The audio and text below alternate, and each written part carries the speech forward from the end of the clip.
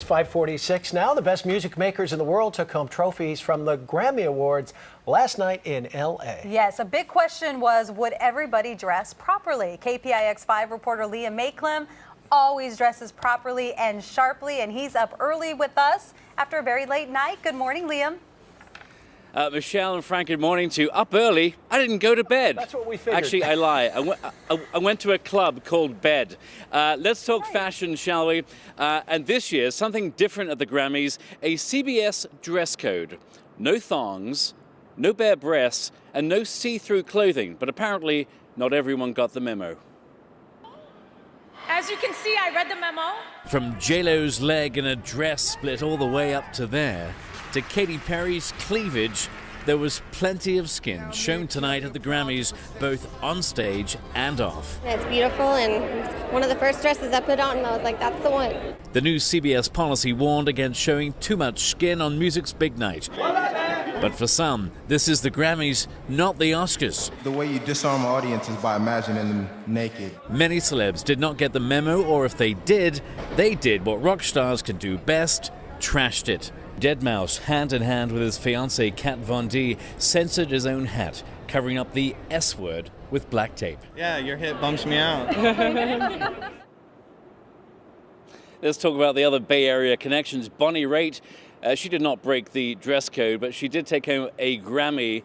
It was number 10 for Bonnie. She said she was inspired by the Bay Area and the Redwoods while making her latest album, Americana. Next up, MTT, yes, Mr. Michael Tilson Thomas and the San Francisco Symphony. Our boys and gals at the Symphony did it again. Grammy number 15 for the SF Symphony. And of course, we cannot forget the late, great jazz legend Dave Brubeck. Dave Brubeck, we lost him last year. Dave Brubeck was remembered by the Academy at yesterday's ceremony. And finally, I can't leave you without mentioning one of the other big names here at the Grammys this weekend. 49er himself, Colin Kaepernick, was seen at a couple of the Grammy parties. He was a little starstruck, surprised that people knew who he was. He came looking for music A-listers. He ended up with Kathy Griffin. It could have been worse. He could have ended up hanging out with me. I did, however, get to hang out with my favorite band, Fun. So, guys, a great night at the Grammys. I got a wink from Bonnie Raitt, I got a smile from a Beach Boy, and I did it all without breaking the CBS dress code. And you didn't go to bed last night, right? What's that? You didn't go to bed last night. You've been up. You were live at 11, and you're still going strong.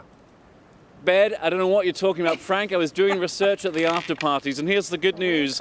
I'll be back in an hour to tell you what happened at those after parties. Oh, good. Okay, we can't wait to hear. Liam, by the way, we saw that picture of you in Fun. Looked like a lot of fun, and they were just surprised they got an award, right? You know, these guys have been around for 12 years. They won 2 Grammys yesterday. It was a big night for Fun. They were surprised to win it all. Their song, We Are Young, they wrote many years ago, and they told me they're not feeling young anymore. They said, we are old. In fact, we all have bad hips. But a great night for those guys. I'm so thrilled that they won. Yes, and they still sound good. That's what's important. Well, much more from Liam MAYCLEM, including a little pick with one Carrie Underwood as well. We'll chat about that much more in about an hour or so. Liam, thanks. Thanks, guys. Cheers. Top musicians have some new hardware this morning. Yeah, they picked up top honors at the Grammy Awards last night, and KPIX5 reporter Liam MAYCLEM is with us again from Los Angeles. And Liam, you promised to tell us about all the after parties.